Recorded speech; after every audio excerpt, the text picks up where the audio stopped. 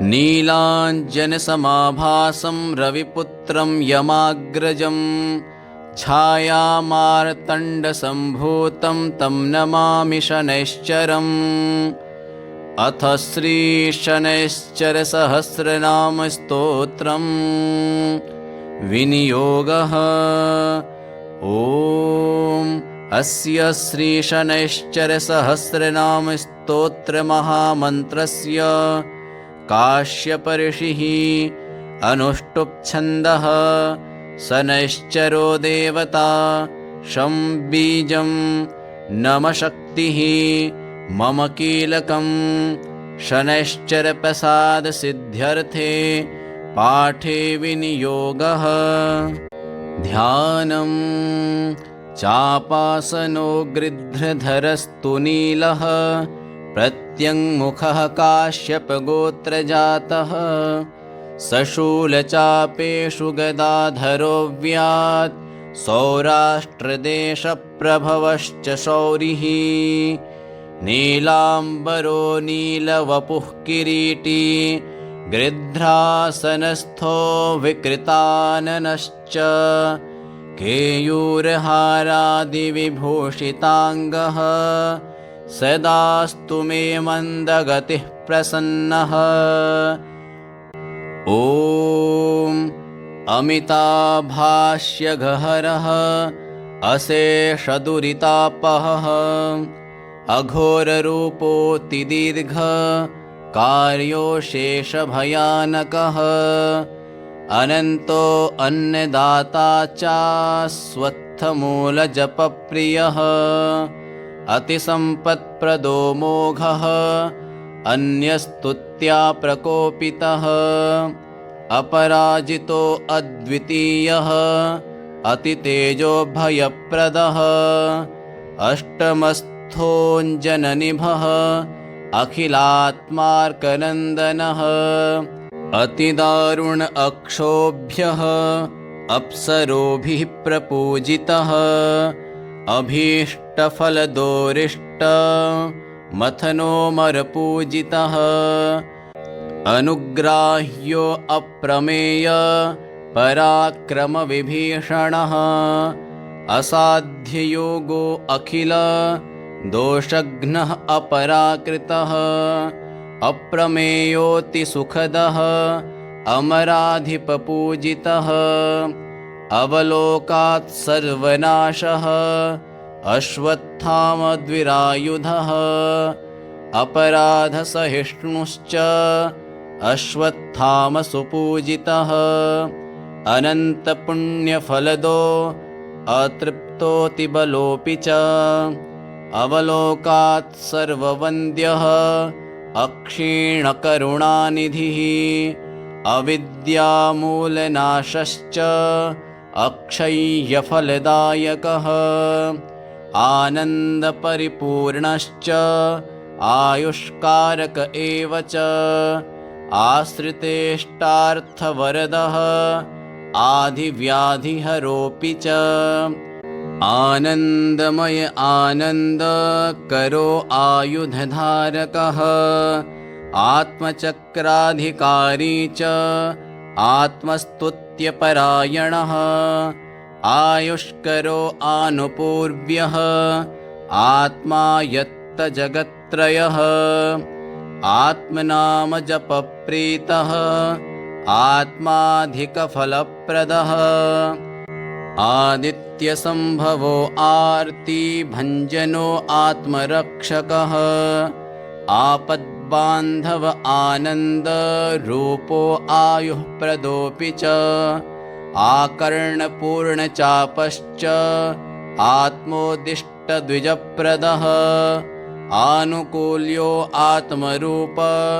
प्रतिमादानसुप्रियः आत्मा रामो आदिदेवो आपन्नार्तिविनाशनः इन्दिरार्चितपादश्च इन्द्रभोगफलप्रदः इन्द्रदेवस्वरूपश्च इष्टेष्टवरदायकः इष्टापूर्तिप्रद इन्दुं अतिष्ठवरदायकः इन्दिरारमणप्रीत इन्द्रवंशनृपार्चितः इहामुत्रेष्टफलद इन्दिरारमणार्चितः इद्रिय ईश्वरप्रीत ईषणात्रयवर्जितः उमास्वरूप उद्बोध्य उशना उत्सवप्रियः उमादेव्यर्चनप्रीत उच्चस्थोच्चफलप्रदः उरुप्रकाश उच्चस्थ योगद उरुपराक्रमः ऊर्ध्वलोकादिसञ्चारी ऊर्ध्वलोकादिनायकः ऊर्जस्वी ऊनपादश्च ऋकाराक्षरपूजितः ऋषिप्रोक्तपुराणज्ञ ऋषिभिः परिपूजितः ऋग्वेदवन्द्य ऋग्रूपी ऋजुमार्गप्रवर्तकः लुण्ठितोद्धारको लूत भवपाशप्रभञ्जनः लोकाररूपको लब्ध धर्ममार्गप्रवर्तकः एकाधिपत्यसाम्राज्यप्रद एनौघनाशनः एकपाद्येक एकोनविंशतिमासभुक्तिदः 19 10 एडाङ्कपूजितः ऐश्वर्यफलद ऐन्द्र ऐरावत सुपूजितः ओङ्कारजप सुप्रीत ओङ्कार परिपूजितः ओङ्कारबीज औदार्य हस्त औन्नत्यदायकः औदार्यगुण औदार्य शील औषधकारकः करपङ्कजसन्नद्ध धनुश्च करुणानिधिः कालः कठिनचित्तश्च कालमेघसमप्रभः किरीटी कर्मकृत्कार यिता कालसहोदरः कालाम्बरः काकवाहः कर्मठः काश्यपान्वयः कालचक्रप्रभेदी च कालरूपी च कारुणः कारिमूर्तिः कालभर्ता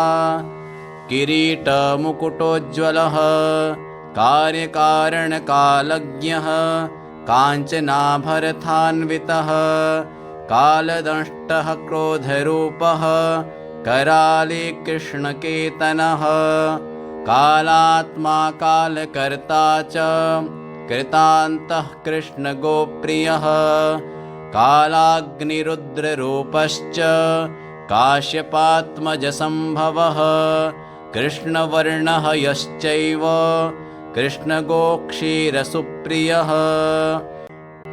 ॐ अमिताभाष्यगहरः अशेषदुरितापहः अघोररूपोऽतिदीर्घ कार्योशेषभयानकः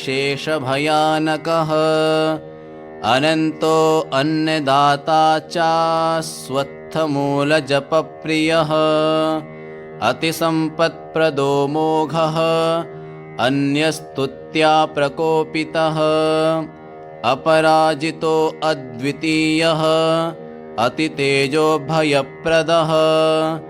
अष्टमस्थोऽञ्जननिभः अखिलात्मार्कनन्दनः अतिदारुण अक्षोभ्यः अप्सरोभिः प्रपूजितः अभीष्टफलदोरिष्ट मथनोमरपूजितः अनुग्राह्यो अप्रमेय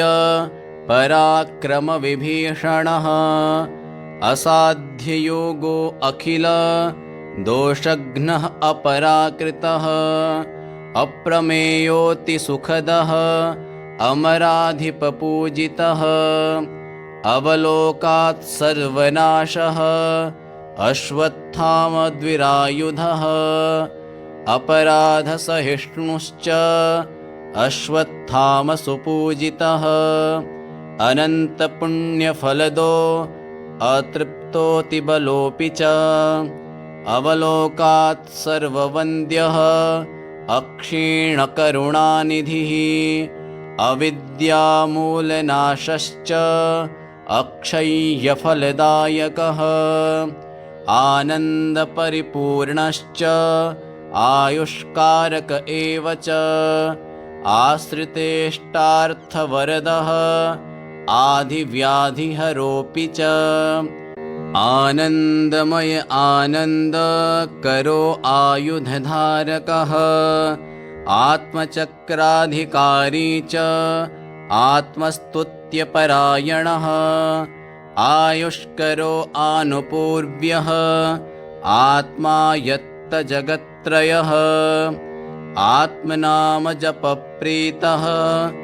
आत्माधिकफलप्रदः आदित्यसम्भवो आर्तिभञ्जनो आत्मरक्षकः आपद्बान्धव आनन्दरूपो आयुःप्रदोऽपि च आकर्णपूर्णचापश्च आत्मोदिष्टद्विजप्रदः आनुकूल्यो आत्मरूप प्रतिमादानसुप्रियः आत्मा रामो आदिदेवो आपन्नार्तिविनाशनः इन्दिरार्चितपादश्च इन्द्रभोगफलप्रदः इन्द्रदेवस्वरूपश्च इष्टेष्टवरदायकः इष्टापूर्तिप्रद इन्दुम् अतिष्टवरदायकः इन्दिरारमणप्रीत इन्द्रवंशनृपार्चितः इहामुत्रेष्टफलद इन्दिरारमणार्चितः इद्रिय ईश्वरप्रीत ईषणात्रयवर्जितः उमास्वरूप उद्बोध्य उशना उत्सवप्रियः उमादेव्यर्चनप्रीत उच्चस्थोच्चफलप्रदः उरुप्रकाश उच्चस्थ योगद उरुपराक्रमः ऊर्ध्वलोकादिसञ्चारी ऊर्ध्वलोकादिनायकः ऊर्जस्वी ऊनपादश्च ऋकाराक्षरपूजितः ऋषिप्रोक्तपुराणज्ञ ऋषिभिः परिपूजितः ऋग्वेदवन्द्य ऋग्रूपी ऋजुमार्गप्रवर्तकः लुण्ठितोद्धारको लूत भवपाशप्रभञ्जनः लूकाररूपको लब्ध धर्ममार्गप्रवर्तकः एकाधिपत्यसाम्राज्यप्रद एनौघनाशनः एकपाद्येक एकोनविंशतिमासभुक्तिदः 19 10 एडाङ्कपूजितः ऐश्वर्यफलद ऐन्द्र ऐरावत सुपूजितः ओङ्कारजपसुप्रीत ओङ्कारपरिपूजितः ओङ्कारबीज औदार्य हस्त औन्नत्यदायकः औदार्यगुण औदार्य शील औषधकारकः करपङ्कजसन्नद्ध धनुश्च करुणानिधिः कालः कठिनचित्तश्च कालमेघसमप्रभः किरीटी कर्मकृत्कारयिता कालसहोदरः कालाम्बरः काकवाहः कर्मठः काश्यपान्वयः कालचक्रप्रभेदी च कालरूपी च कारुणः कारिमूर्तिः कालभर्ता किरीटमुकुटोज्ज्वलः कार्यकारणकालज्ञः काञ्चनाभरथान्वितः कालदंष्टः क्रोधरूपः कराले कृष्णकेतनः कालात्मा कालकर्ता च कृतान्तः कृष्णगोप्रियः कालाग्निरुद्ररूपश्च काश्यपात्मजसम्भवः कृष्णवर्णः यश्चैव कृष्णगोक्षीरसुप्रियः। ॐ अमिताभाष्यगहरः अशेषदुरितापहः अघोररूपोऽतिदीर्घ कार्योशेषभयानकः अनन्तो अन्नदाता चास्वत्थमूलजपप्रियः अतिसम्पत्प्रदो मोघः अन्यस्तुत्या प्रकोपितः अपराजितो अद्वितीयः अतितेजोभयप्रदः अष्टमस्थोऽञ्जननिभः अखिलात्मार्कनन्दनः अतिदारुण अक्षोभ्यः अप्सरोभिः प्रपूजितः अभीष्टफलदोरिष्ट मथनोमरपूजितः अनुग्राह्यो अप्रमेय पराक्रमविभीषणः असाध्ययोगो अखिल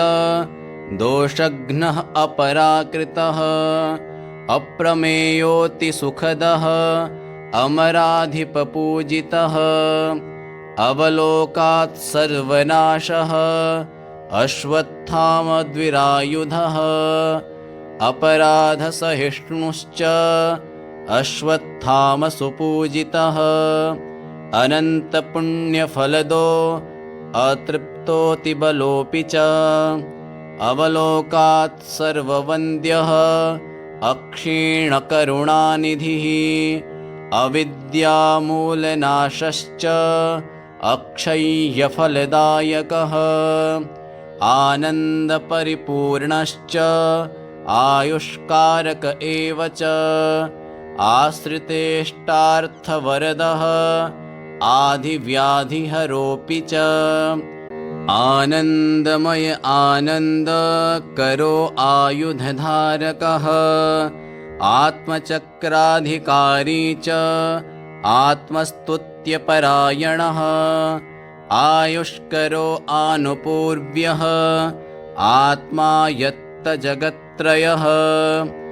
आत्मनामजपप्रीतः आत्माधिकफलप्रदः आदित्यसम्भवो आर्तिभञ्जनो आत्मरक्षकः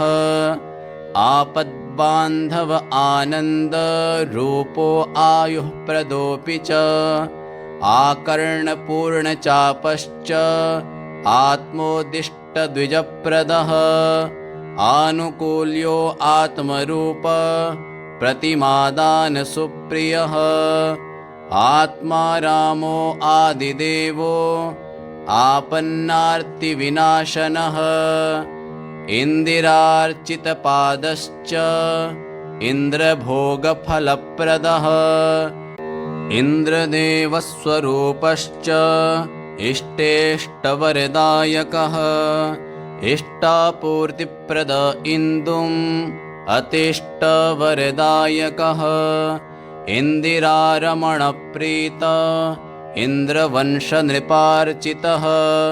इहामुत्रेष्टफलद इन्दिरारमणार्चितः इद्रिय ईश्वरप्रीत ईषणात्रयवर्जितः उमास्वरूप उद्बोध्य उशना उत्सवप्रियः उमादेव्यर्चनप्रीत उच्चस्थोच्चफलप्रदः उरुप्रकाश उच्चस्थ योगद उरुपराक्रमः ऊर्ध्वलोकादिसञ्चारी ऊर्ध्वलोकादिनायकः ऊर्जस्वी ऊनपादश्च ऋकाराक्षरपूजितः ऋषिप्रोक्तपुराणज्ञ ऋषिभिः परिपूजितः ऋग्वेदवन्द्य ऋग्रूपी ऋजुमार्गप्रवर्तकः लुण्ठितोद्धारको लूत भवपाशप्रभञ्जनः लूकाररूपको लब्ध धर्ममार्गप्रवर्तकः एकाधिपत्यसाम्राज्यप्रद एनौघनाशनः एकपाद्येक एकोनविंशतिमासभुक्तिदः 19 10 एणाङ्कपूजितः ऐश्वर्यफलद ऐन्द्र ऐरावत सुपूजितः ओंकार जप सुप्रीत ओंकार परिपूजितः ओंकार बीज औदार्य हस्त औन्नत्यदायकः औदार्य गुण औदार्य शील औषधकारकः कर पंकज सन्नद्ध धनुश्च करुणानिधिः कालः कठिन चित्तश्च कालमेघ समप्रभः किरीटी कर्म कृत्कार हिता काल सहोदरः कालांबरः काकवाहः कर्मठः काश्यपान्वयः कालचक्र प्रभेदी च कालरूपी च कारुणः कारिमूर्तिः कालभर्ता किरीट मुकुटोज्ज्वलः कार्यकारणकालज्ञः काञ्चनाभरथान्वितः कालदंष्टः क्रोधरूपः कराले कृष्णकेतनः कालात्मा कालकर्ता च कृतान्तः कृष्णगोप्रियः कालाग्निरुद्ररूपश्च काश्यपात्मजसम्भवः कृष्णवर्णः यश्चैव कृष्णगोक्षीरसुप्रियः